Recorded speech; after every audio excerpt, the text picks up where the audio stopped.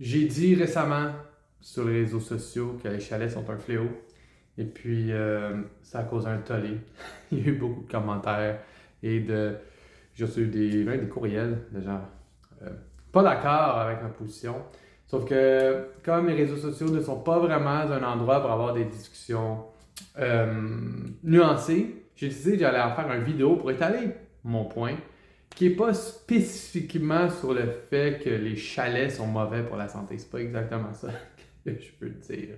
Fait que, allons-y, OK? J'ai essayé d'établir mon point le plus clairement possible sur cette situation-là qui est en lien plutôt avec l'investissement. C'est plus ça mon point, OK? Allons-y. Fait que d'abord, dans nos, dans nos vies, dans nos portefeuilles collectifs, différents items valent une différente quantité d'argent. Okay? Fait qu'il y a des choses qui coûtent quelques dollars, il y a des choses qui coûtent quelques centaines de dollars, il y a des choses qui coûtent des milliers de dollars, puis il y a des choses qui coûtent des centaines de milliers de dollars. Comme des maisons, ça coûte des centaines de milliers de dollars. Puis n'importe quelle affaire, une paire de ciseaux, je suis dans le bureau dans la salle de jeu de mes enfants. Les ciseaux, ça coûte quelques dollars. Puis il y a plein d'affaires entre les deux. Là, fait qu'on catégorise les choses naturellement en fonction du coût nécessaire pour les obtenir et les maintenir. Ce qui arrive, ma publication sur le fait que les chalets sont un fléau, c'est que c'est extrêmement courant. N'oubliez pas, considérez, moi, j'ai eu dans ma carrière, littéralement, j'ai probablement interagi personnellement avec au moins 5 000, peut-être jusqu'à 10 000 personnes, OK? One-on-one, par écrit ou face à face ou au téléphone, OK? Et c'est extrêmement courant que les gens ne vont pas investir dans leur santé. Puis là, je comprends que j'ai une espèce de biais, comme je serais dans le milieu. Okay, je comprends. Sauf que c'est extrêmement courant que les gens vont ne pas investir dans leur santé, dans leur longévité, dans leur capacité à profiter de la vie le plus longtemps possible. Parce qu'ils ont d'autres obligations financières qui sont parfois facultatives. Voiture, voyage, deuxième résidence ou rénovation dans la résidence actuelle, peu importe. C'est-à-dire, et ce qui est clair, c'est que pour que l'écrasante majorité des gens, OK, la prévention, la santé préventive, s'occuper de soi, de son corps et de sa santé de façon générale, n'est pas perçue comme un investissement ou une dépense requise, mais plutôt perçue comme quelque chose à minimiser ou, pire, un espèce de mal nécessaire, un peu comme disons les assurances. C'est-à-dire, on achète des polices d'assurance parce que c'est un mal nécessaire. On est comme obligé de le faire, fait que tu le fais. Il y a des choses qui sont un mal nécessaire, puis là, fait que l'on achète ces choses-là. Ou il y a des choses qu'on veut, fait qu'on a investi dans ces choses-là, comme dans des expériences, genre un voyage, ou dans justement un chalet. Okay? Et moi, mon argument, ma posture, pas mon argument, parce que j'argumente pas ça, c'est plus ma posture, c'est que non seulement la santé préventive devrait occuper un poste. Puis je comprends, je travaille dans le milieu, fait qu'il y a une espèce de biais, mais c'est pas spécifiquement sur le fait que tu devrais embaucher un coach. Ça peut être quelque chose de très très tangible, comme tu devrais t'acheter un bon matelas. Tu devrais t'acheter un bon matelas ou tu devrais t'acheter un vraiment bon vélo si tu aimes ça faire du vélo, mais là tu n'as pas de vélo parce que tu n'as pas un bon vélo. Peu importe. Ça peut être de l'équipement. Un home gym, tu sais. Je veux pas aller au gym, mais en même temps je suis limité dans ce que je peux faire à la maison. Comme il y a une catégorie de personnes qui bénéficieraient grandement de mettre 5 000 $, 10 000 $ dans un home gym si on l'espace. C'est d'avoir plein d'équipements pour maximiser leurs résultats d'entraînement s'ils sont rendus là et ils aiment ça. Okay? Fait que ça peut être dans cette catégorie. En fait, c'est surtout dans cette catégorie-là aussi. Ou un traiteur. Tu n'aimes pas ça de faire à manger, tu veux bien manger, puis là, tu dis, au lieu de mettre 10 000 $ sur un voyage pour 5 dans le sud pour une semaine, si tu mets 10 000 $ de traiteur ou de prêt à manger, mettons, tu vas en avoir pas mal sur un ressource d'investissement niveau santé à long terme, pourvu que ce que tu te commandes, ça te sens. Okay? Fait que il y a toutes sortes de catégories. Puis après ça, il y a de l'aide professionnelle. Tu pourrais faire venir un entraîneur chez toi ou tu pourrais embaucher un coach comme nous, par exemple. Okay? Fait que, c'est-à-dire, il y a plein de choses que tu peux faire avec cet argent-là. Puis mon point, c'est que il y a beaucoup de monde qui ont des obligations financières, disons facultatives. Là, je ne parle pas littéralement de ton toit et ton épicerie normale. Je parle. Les trois grosses, il y a quatre grosses, disons trois grosses catégories de dépenses qui se chiffrent sur une vie ou sur très longtemps, là, sur, mettons, plusieurs années ou des décennies, là, qui se chiffrent dans les plusieurs dizaines jusqu'à centaines de milliers de dollars. Il y a trois catégories. Il y a les voitures, les expériences, disons, ponctuelles, puis, disons, l'immobilier, le seconde résidence, ce genre de choses-là. Dans l'expérience ponctuelle, je pense à naturellement des voyages, mais des mariages, c'est des dizaines de milliers de dollars, souvent plus. Des fois, ben oui, souvent ça va aller à plus que ça, à plus que 20 000. Ça va aller à 50, 60, 100 000 selon le type d'événement. Okay? Fait que, tout pour dire qu'il y a ces trois catégories-là et il y a beaucoup de monde qui ne réalise pas que dans ces trois catégories-là, souvent, le rationnel pour l'obtention de ces choses-là, pour l'achat de ces choses-là, ça va être, il faut profiter de la vie. C'est un peu ça où j'essaie de me rendre là, dans mon monologue. Ça va être sous le prétexte que tu veux profiter de la vie.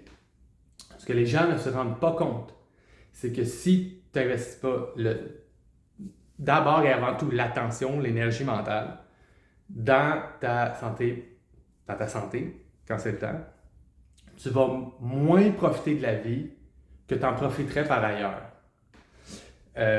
Parce que on sait comment faire pour aujourd'hui, là, en 2025.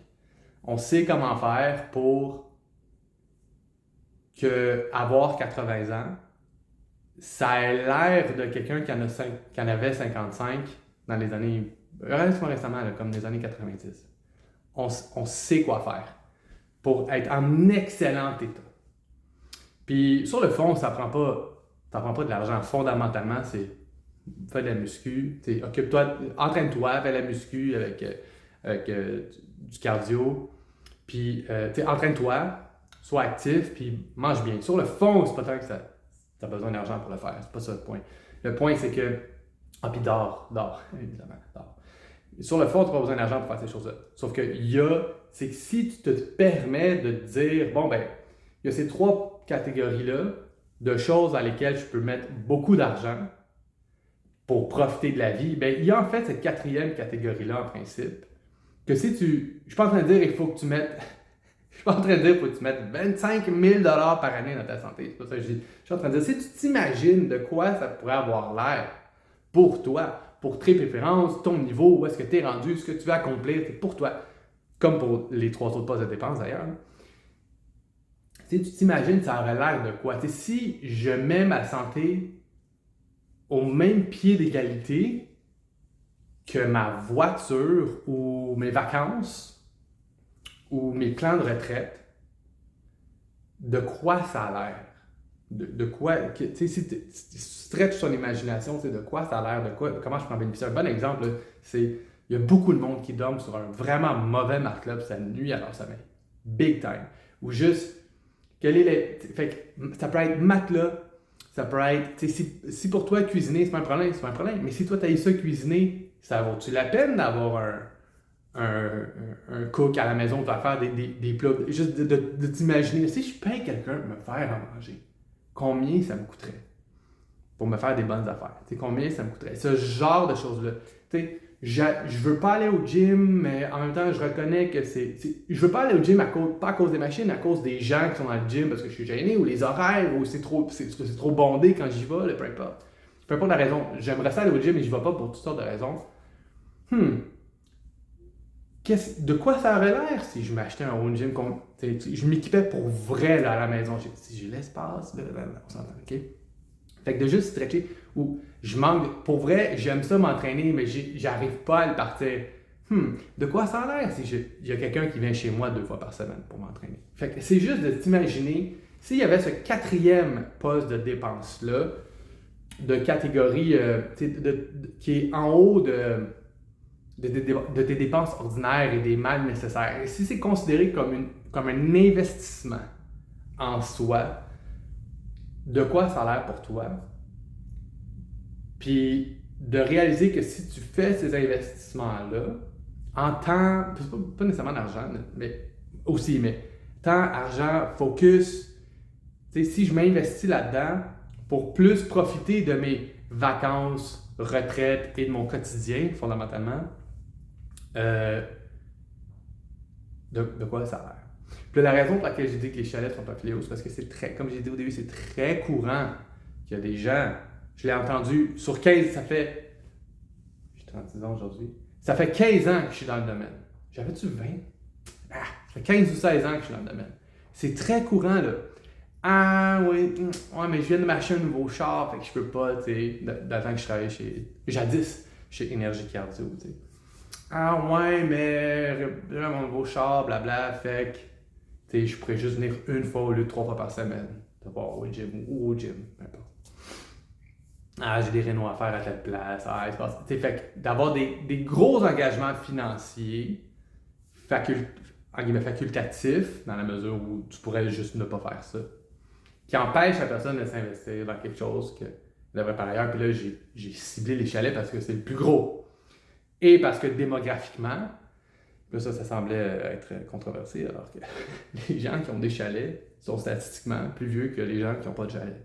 Puis les gens qui sont plus vieux sont statistiquement plus malades que que les plus jeunes, à cause du temps, à cause de l'âge, qui est un facteur de risque, et à cause d'avoir disons, 40 ans de moyennes habitudes de vie, ça t'affecte plus que si ça fait juste 15 ans que tu as des moyennes habitudes de vie. C'est-à-dire si tu as 60 ans versus 35 ans, deux personnes qui ont les mêmes habitudes de vie à partir de 20 ans, à 35 ans, ça t'affecte moins que quand tu es rendu à 60 si tu laisses ces choses-là juste s'empiler. Si tu prends 2 livres par année, à 35 ans, tu as moins de poids à perdre que si tu es à 60. Et la grande majorité des gens de 60 ans et plus, et je n'ai rien contre les gens de 60 ans et plus, sont en surpoids et ont des conditions métaboliques. Et c'est aussi la tranche de population qui ont des chalets, donc des engagements de maintien de dizaines de milliers de dollars sur quelques années à toutes les quelques années, juste globalement, et naturellement le coût de l'achat de la propriété elle-même. Okay? Je suis pas en train de dire que les chalets causent la mauvaise santé. Je suis en train de dire que ce groupe-là, s'il n'y avait pas besoin de rénover leur chalet, puis ils ne sentaient pas l'obligation d'y passer du temps, puis qu'ils mettaient cet argent-là dans un meilleur matelas, du prêt à manger, puis peut-être un entraîneur qui vient à la maison pour leur botter le derrière de temps en temps, ça leur ferait du bien, physiquement. C'est juste ça que je dis. Ils aiment sûrement leur chalet, c'est correct, j'ai grandi dans les chalets, j'ai passé beaucoup de temps dans les chalets plus jeunes, mais ma famille avait les deux côtés de ma famille avaient des chalets, comme ça, c'est correct. Fâchez-vous pas contre moi pour ça. Je suis en train de dire, si tu as moins d'argent à mettre à un endroit, tu peux le mettre ailleurs à la place. Et souvent, si on considérait la santé comme un de ces investissements-là, à long terme pour profiter de la vie, ça te permet ironiquement de plus profiter de la vie, comme tu es dans un meilleur état plus longtemps, et tu peux profiter plus longtemps du chalet des autres qui ont décidé de ne pas faire ce choix-là. Fait que j'espère que c'est un peu plus clair. Merci de m'avoir écouté.